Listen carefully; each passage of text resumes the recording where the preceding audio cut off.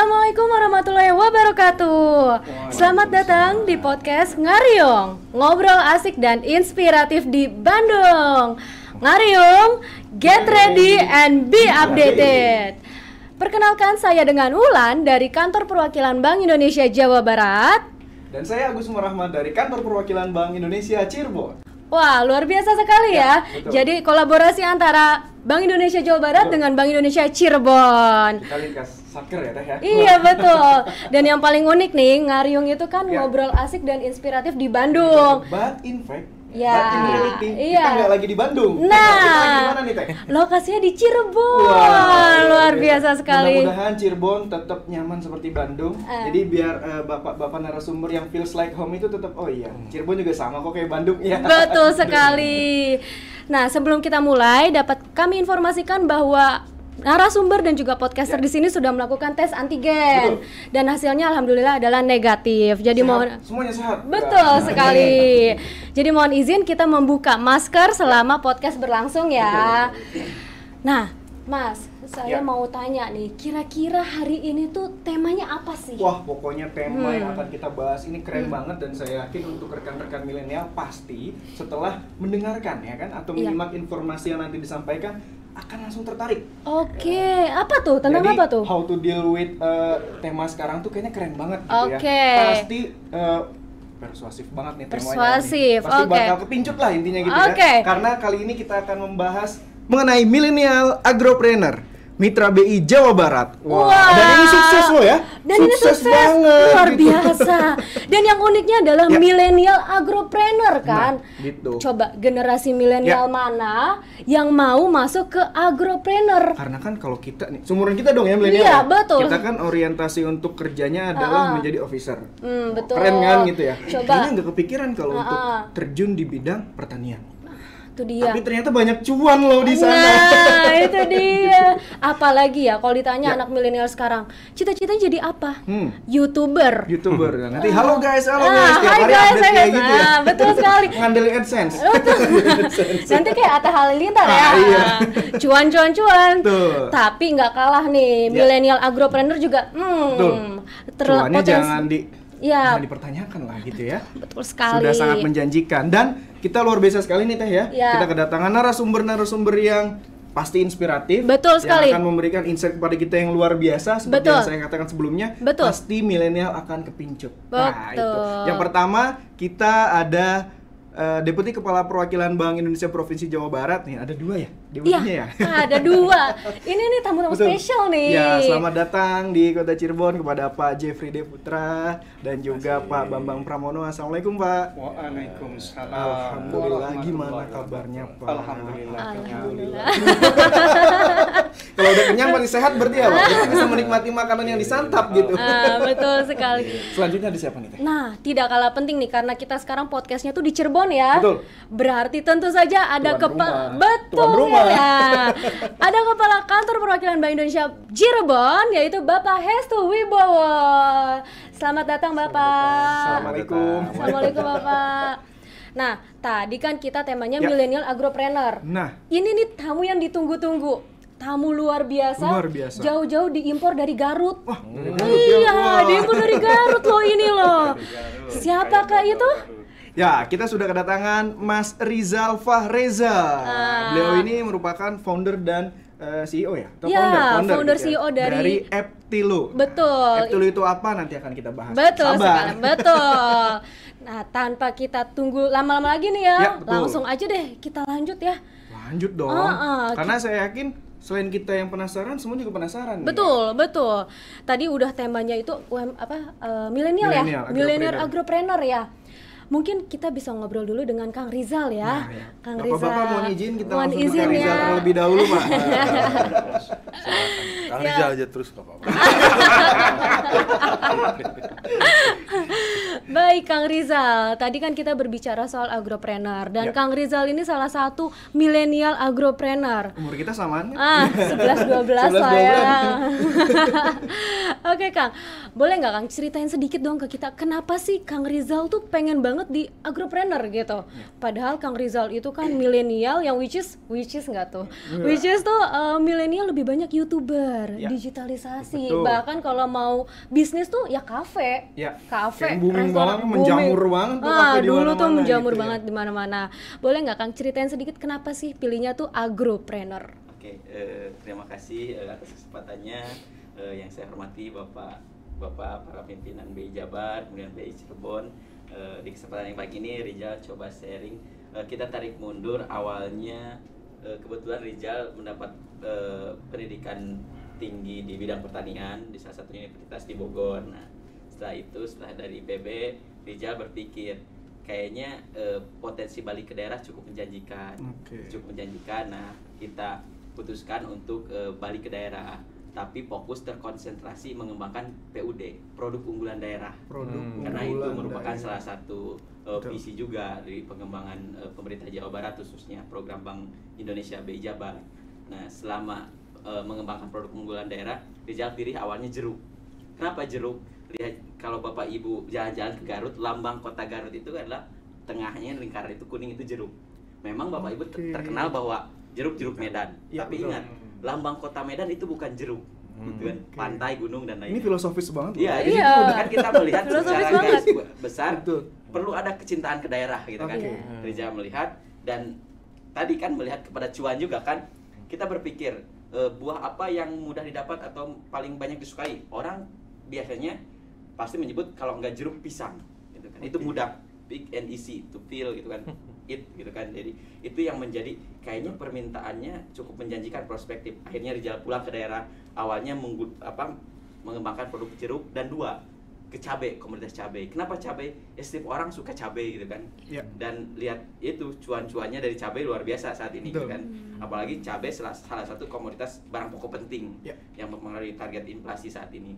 Dan kebetulan di 2014 Rizal bergabung sebagai binaan dari Bank Indonesia KPW Jawa Barat. Mitra, sebutannya mitra. Rizal mengembangkan produk unggulan daerah selama 2 tahun itu. Nah, di setelah itu Rizal izin pamit. Kebetulan waktu ada program pengembangan inovasi pertanian di Amerika. Nah, Rizal coba memperdalam ilmu di sana di Amerika.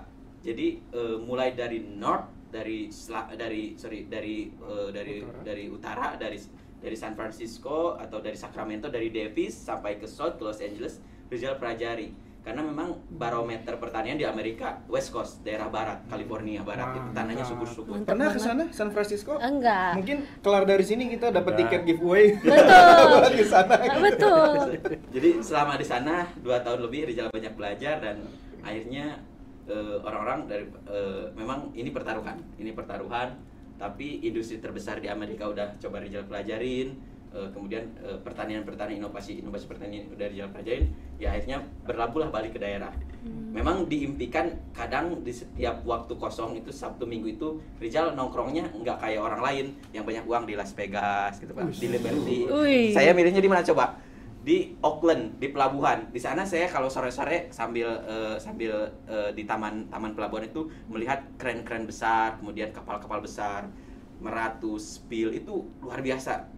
Tapi izin, kebanyakan yang datang itu mohon maaf produk dari Thailand, produk dari Filipina.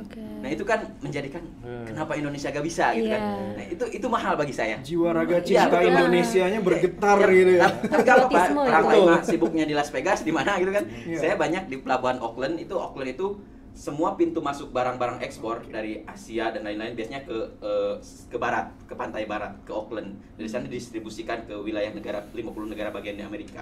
Nah, selama di sana saya banyak belajar. Kemudian ketika Sabtu Minggu yang lain jalan-jalan, saya banyak silaturahmi ke KJRI, KBRI, ke atas perdagangan.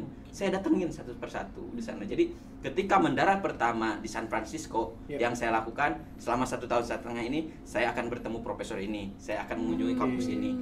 Kan kalau di sana janjian penting. Jadi Betul. 3 bulan yang lalu sebelum ketemu saya tulis email, saya Iya. komitmen ketemu dan mereka respect gitu. Oke. Mereka respect dan selama di sana saya banyak menggali ilmu dan akhirnya balik lagi bergabung dengan BI Jawa Barat mengembangkan sektor pertanian. Apalagi kan kalau tidak salah visinya Pak Gubernur Jawa Barat bersama Kepala BI saat ini Pak Herawanto, bagaimana visi Jawa Barat Selatan khususnya adalah pengembangan sustainable agriculture, inovasi pertanian berkelanjutan. Itu sangat sejalan banget dengan visi kami, Pak. Demikian.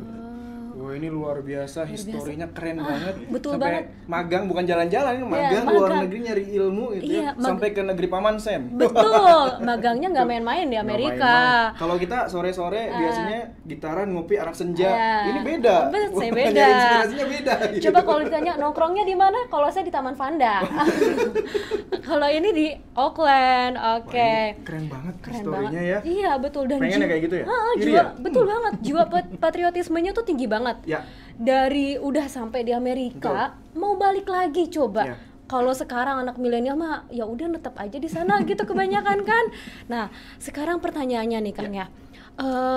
Apa sih gimana sih caranya tuh bisa biar kita tuh bisa mengajak para milenial yang ada di luar negeri nih ya Kang ya, biar mereka tuh mau balik gitu ke Indonesia. Kalau kayak Kang Rizal itu kan balik, terus kalau dilihat dari petani-petani lainnya itu kan banyak tuh petani milenial lainnya segala macam gitu ya yang termasuk dalam rekannya Kang Rizal. Atau mungkin nggak cuma di luar negeri ya Teh ya. Jadi Iya. gimana merubah mindset ya kan dari generasi muda ini milenial yang memang orientasinya pekerjaannya mungkin Betul. yang memang jadi officer itu sampai bisa terjun ke pertanian dan Betul. benar-benar ngulik gitu kan. Nah, itu dia. Gimana nih Kang? Ya, memang itu tekstual banget ya, itu sangat klise. Jadi memang tidak ada rumus khusus sih. Yang bisa saya lakukan adalah saya doing something, saya lakukan sesuatu, kemudian saya ada impact, kemudian orang lain melihat.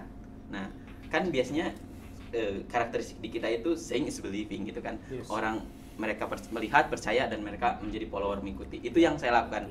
Mungkin karena didikan saya selama di sana berusaha saya ditempa dengan lingkungan yang sangat kompetitif gitu Pak, disiplinnya tinggi, jadi luar biasa ini menjadi bekal bagi saya gitu kan. Karena bekal-bekal itu yang menjadi anugerah bagi saya maksimalkan di daerah dan saya bisa berkembang. Awalnya memang awalnya berat gitu, berat kita lakukan, lambat laun semua berbagai elemen, berbagai stakeholder mendekat, mensupport, mendukung. Insya Allah maksudnya kalau kita serius, kalau kita sungguh-sungguh pasti ada jalan. Ada jalan. Nah, kemudian terus kembali ke pertanyaan, bagaimana cara memulai itu? Yang tentu saya tadi dengan background pendidikan di pertanian, kita mulai ada 3 kiat yang saya lakukan di awal ini. Yang pertama adalah mulailah dengan ilmu pengetahuan atau yang kita ketahui dulu. Karena apa? Karena biar ada faktor koreksi. Ketika kita melakukan kesalahan, kita bisa melakukan evaluasi. Dan yang kedua, tadi saya selalu melibatkan anak-anak muda karena nggak bisa kita jalan sendiri. Dan yang ketiga yang paling penting nih saat ini adalah kolaborasi. Jadi berkolaborasi tadi. Jadi kita nggak bisa sendiri dan saya sangat mengapresiasi berbagai lembaga, kementerian, stakeholder. Awalnya dari BI Jabar, lambat laun kementerian lain, Kementerian Pertanian, Kementerian Perekonomian, pemerintah daerah, Jawa Barat maupun pemerintah Garut mensupport gitu. Nah itu anugerah bagi saya dan itu merupakan amanah bagi saya. Ya tadi Rijal sampaikan pengalaman wawasan industri besar udah saya pelajarin dan itu saya serius gitu kan. Saya mentaruhkan, ya betul memang kata Mbak juga udah enak tinggal di Amerika gitu kan. Kenapa enggak gitu. Ini pertaruhan saya gitu. Pertaruhan saya balik ke daerah yang harapannya bisa berkontribusi even kecil ataupun besar ya, yang penting visinya bagaimana saya bisa melanjutkan visi para founding father Jawa Barat, para pimpinan Jawa Barat, BI Jawa Barat untuk apa? Untuk pengembangan ekonomi khususnya di Jawa Barat Selatan. Kebetulan saya putra daerah asli selatan. Wah, luar biasa. Ini benar-benar menginspirasi loh ya. Betul, dan betul. Kang, Eptilu fresh from farm. Oh, jadi tuh F3. Saya kira F-Tilu. Ya, F-Tilu gitu ya. Sunda pisan Bener nggak sih kayak berarti. gitu tuh? Iya betul. Itu Berawal hanya dari situ. akronim aja. Akronim kan Oke. orang Sunda bilang Unik F loh. itu sulit gitu. F. F-nya ada 3. F-Tilu. Ya. Oh, Boleh dong oke. ceritain sejarah F-Tilu sekilas gimana nih? Ya, jadi ya itu tadi saya berawal ketika lulus dari universitas, saya merintis di sektor awalnya 2012 ke 2014 saya fokus di bidang produksi, Pak. Jadi kita fokus di bidang produksi, melakukan produksi, kemudian 2016 sampai sekarang itu melakukan distribusi. Tidak hanya di Jabodetabek, saya juga udah melakukan inisiasi sejak 2016 kita kirim ke Pangkal Pinang. Itu tentunya sesuai dengan visi dari program pemerintah dan BI Jabar juga, KAD, kerjasama antar daerah. Jadi justru ternyata program tersebut sudah kami inisiasi dari sebelumnya gitu kan. Itu menjadi kegiatan kami. Nah, di 2017-2018 saya melakukan diferensiasi usaha ke sektor agrowisata.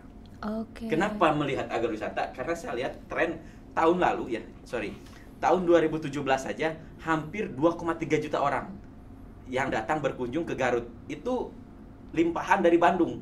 Setelah dari Bandung dia tarik panjang ke Garut gitu kan. 2,3 juta per tahun, Pak, year on years. Saya melihat, saya sebagai orang pertanian pengen dong mengambil opportunity itu. Karena kebanyakan rata-rata orang-orang kalau ke Garut itu kalau nggak ke Cipanas, Pak, kalau nggak ke Jaket Kulit, ataupun ke Gunung Papandayan, ataupun ke selatan, ke pantai. Ya, saya sebagai orang pertanian melihat peluang itu, dan alhamdulillah Eptilu membuka agrowisata yang diintegrasikan dengan kuliner khas daerah, menjadinya pelopor salah satunya yang mengintegrasikan sektor wisata di bidang pertanian di Garut gitu. Dan sekarang alhamdulillah banyak juga peluang-peluang lain bermunculan setelah trigger Eptilu 2016 membuka usaha tersebut. Jadi gini Mbak, 2016 saya ngirim sayur ke Pangkal Pinang, kita lakukan itu. Tapi ketika saya membuka agrowisata, multiplier efeknya lebih terasa Pak di lokalnya. Masyarakat sekitar ikut tergabung, kemudian orang-orang mulai berjoin, dan rata-rata anak-anak SMK, mohon maaf agak sedikit langsung detail, daripada mereka ada kekhawatiran perempuan-perempuan yang bekerja di kota, lebih baik bergabung berkarir dengan kami gitu. Karena rata-rata berkaitan dengan milenial ini, tim yang bergerak di kami itu antara 18 sampai 35 tahun. Nggak beda jauh. Nggak beda jauh ya? Nggak beda jauh. Jadi fokusnya kita di produksi, distribusi, sampai agrowisata. Berarti artinya tadi produksi, distribusi, agrowisata itu merupakan keunikan model bisnis yang ada di Eptilu ya. Yang sampai bisa sustain. Ya, itu luar biasa banget. Luar biasa. Oke, dan ini kalau tadi dari Eptilu sudah kita bahas sedemikian luar biasa pemaparannya. Ini dari kacamata Bank Indonesia kita bergeser. Boleh banget tuh. Ya, ini Pak Bambang Pramono, Pak. Nah, ini kita luar biasa sekali tadi produksi, distribusi sampai agrowisata, Pak. Kaitannya dengan inflasi, Pak. Itu Bambang apakah Pramono F-nya 1. Kayak F. Ngangge P-nya, Pak. Jadi, apakah model bisnis yang dikembangkan oleh Eptilu, Pak, baik itu daya produksinya itu kaitannya dengan pengendalian inflasi, Pak, secara khusus di Jawa Barat itu seperti apa, Pak? Ya, Eptilu ini salah satu yang tadi disampaikan mitra dari Bank Indonesia Jawa Barat. Kita baru 2018 ya? 2014 sudah, tapi yang baru kemarin baru 2018 yang intensif. Ya, yang intensifnya gitu. Nah, ini selain untuk komoditas inflasi, juga berpotensi untuk mendorong ekspor dan substitusi impor. Makanya tadi luar biasa. Kalau bicara inflasi, beliau kalau nggak salah tuh punya cabai ya. Nah, ini cabai juga kalau tadi Kang Rizal tuh nongkrongnya di Auckland di pelabuhan. Enak banget ya. Iya. Kalau kita nongkrongnya di ruang rapat terus mau kemana gitu loh. Tapi kita tetap berusaha ngubungin untuk yang cabenya ini ternyata bisa juga nanti berpotensi untuk masuk ke ekspor ya, insya Allah kan. Jadi sangat berpotensi nih buat pengendali inflasi. Dan kita mau jadikan Eptilu salah satu bisnis model untuk kejuaraan TPID Award mudah-mudahan di tahun ini ya. Karena tadi biasa, amin. Yang menarik ada anak muda, keterlibatan anak muda. Betul. Nah, ini sejalan dengan program pemerintah daerah yaitu petani milenial. Petani milenial ini sebenarnya sudah lama dilakukan oleh Eptilu. Ternyata sekarang oleh pemerintah Jawa Barat dijadikan lebih luas dengan melihat bonus demografi, banyaknya pengangguran karena pandemi, sehingga memberdayakan anak-anak muda. Dan ternyata contoh-contoh seperti Kang Rizal ini menarik oleh Pemprov, kemudian dijadikan contoh, kemudian ini juga menjadi minat para milenial. Ternyata pertanian teh cuan. Bayangin, dimulai dari jeruk sama apa tadi? Cabai. Cabai juga kan? Iya. Nah, jeruk sama cabai aja itu kalau kita makan aja selalu sehat kan. Nah, ternyata juga bisa menghasilkan uang kan, cuan kan. Nah, itu luar biasa. Nah, ini program petani milenial tadi selain memanfaat bonus demografi juga tanah-tanah lahan kosong yang kemudian dijadikan kalau di dalam multi level marketing tuh kayak downline ya. Betul. Tapi sebenarnya mitra juga ya Kang Rizal ya. Jadi ngajak anak-anak muda, Kang Rizal sebagai agregatornya, kemudian Kang Rizal mencari akses pemasarannya. Ya enak dong anak-anak muda sekarang. Kalau dulu kita mau usaha bingung mau ngapain, nah ini sekarang udah ada agregatornya, udah ada yang masarin kan, tinggal bertaninya aja gitu. Dan bertani juga pakai udah modal digital sekarang. Itu. Mungkin itu jadi untuk ketersediaan pasokan salah satu komoditas inflasi yang saat ini cabai itu sangat membantu insya Allah. Andilnya luar biasa. Luar biasa, betul.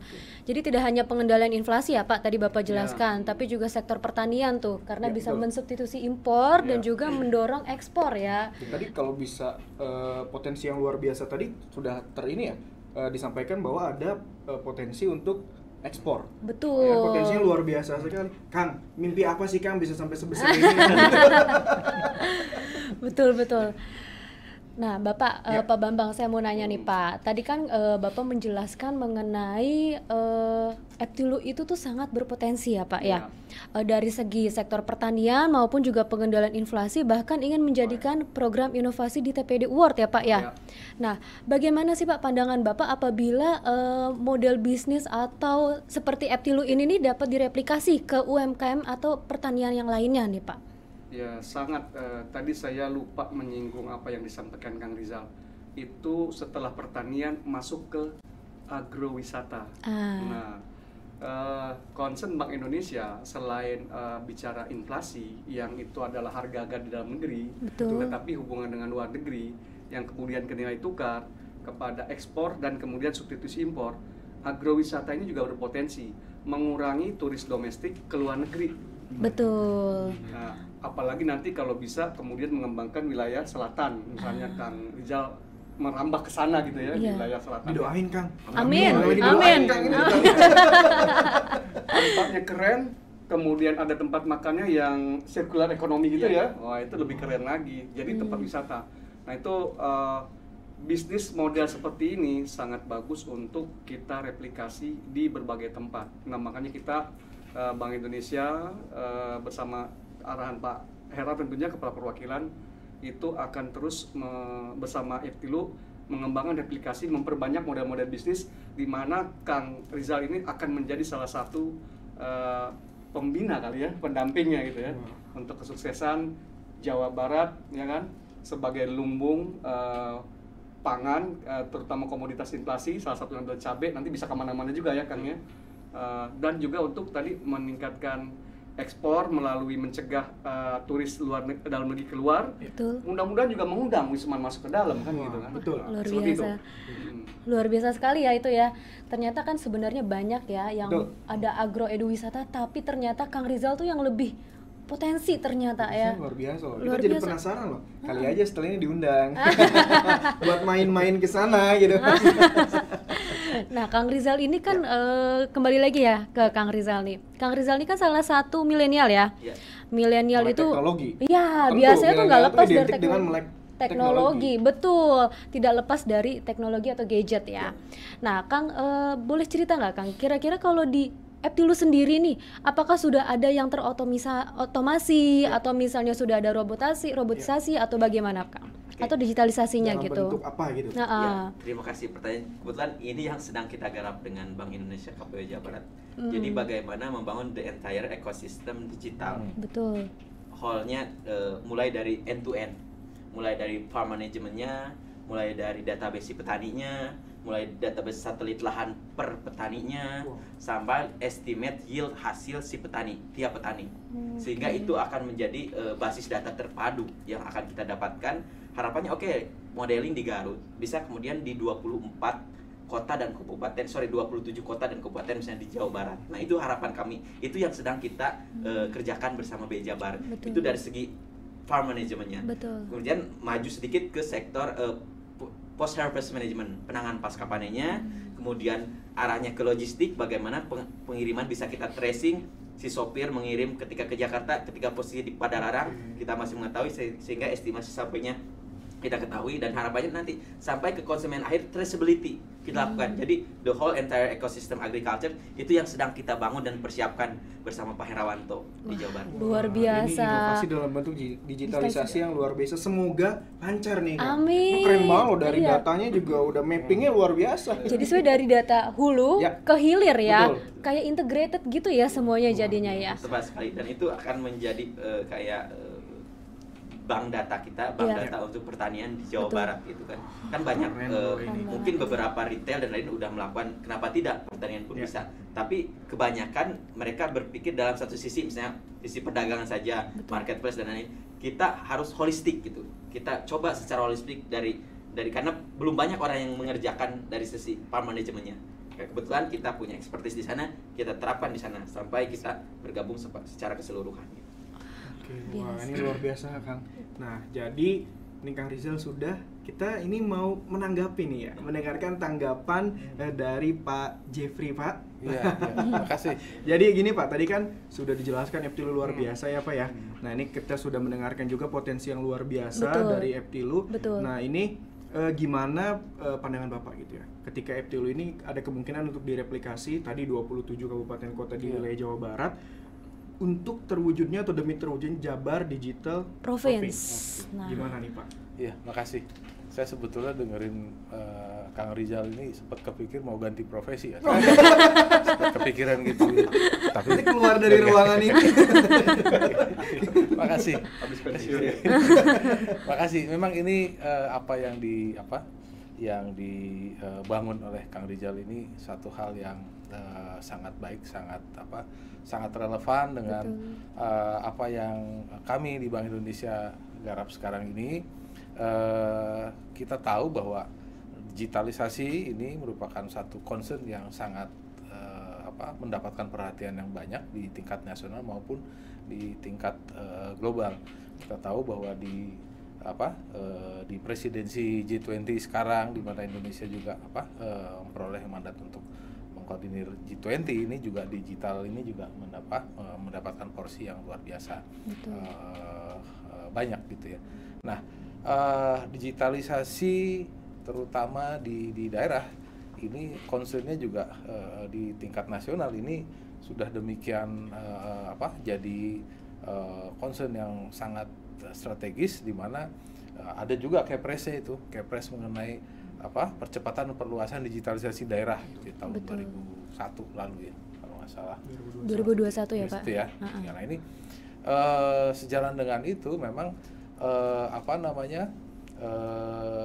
kami lihat di sini di Jawa Barat ini potensi digitalisasi ini luar biasa ya, potensinya luar biasa. Jadi tidak hanya skop pada transaksi pemerintah saja, pemerintah daerah, tapi juga kemudian meluas ke ekosistem yang memang memberikan banyak manfaat untuk masyarakat gitu. Nah, kami melihat bahwa apa yang dikembangkan oleh Eptilu ini, walaupun saya belum melihat langsung ini Pak Bambang gitu ya, saya ingin satu-satu juga ingin lihat. Pulang dari sini kan langsung ya? Nah, itu ya. Ini suatu hal yang menarik ya, di mana TP2DD yang kemudian dikembangkan oleh pemerintah Provinsi Jabar bersinergi juga dengan Bank Indonesia, kantor perwakilan Jawa Barat ini tidak hanya kemudian impact-nya terhadap digitalisasinya sendiri, tapi juga bisa kemana-mana ini, bisa juga bahkan sampai ke pemulihan ekonomi, bahkan kemudian di pengendalian inflasi.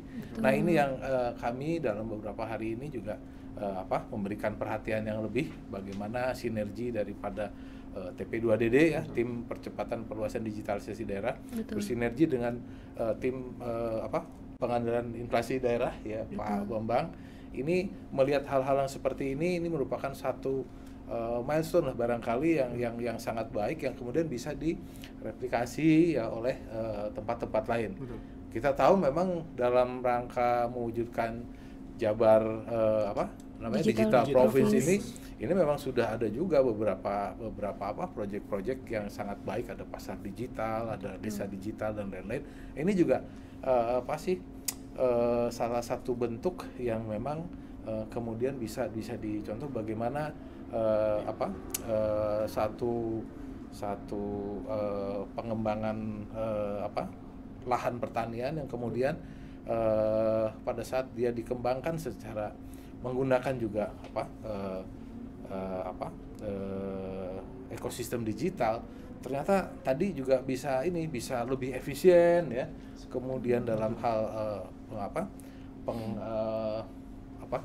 pengumpulan data dan lain-lain ini akan berimpact pada bagaimana juga kemudian kita memiliki data yang baik terhadap satu produksi pertanian yang which is kemudian dampaknya pada pengendalian inflasi, karena kita bisa tahu lebih banyak mengenai stok satu produksi pangan yang memang banyak dibutuhkan oleh masyarakat, sehingga ini rasanya ini sangat-sangat mendukung terhadap apa yang ingin diharapkan dicapai Jabar Digital Province gitu. Nah, ini keren banget Pak, tadi Bapak sedikit menyinggung mengenai ekosistem digital. Nah, kita kan tahu di BI sendiri ada sistem pembayaran Pak. Nah, ini dari sistem pembayaran ini Pak ya, menurut Bapak gitu ya. Jadi adakah hal yang bisa kemudian disesuaikan dengan ekosistem ekosistem digital dari segi sistem pembayaran Pak di Eptilu? Karena kan tadi juga belum dijelaskan nih dari sistem pembayaran yang sudah ada di sana seperti apa gitu kan. Bagaimana Pak?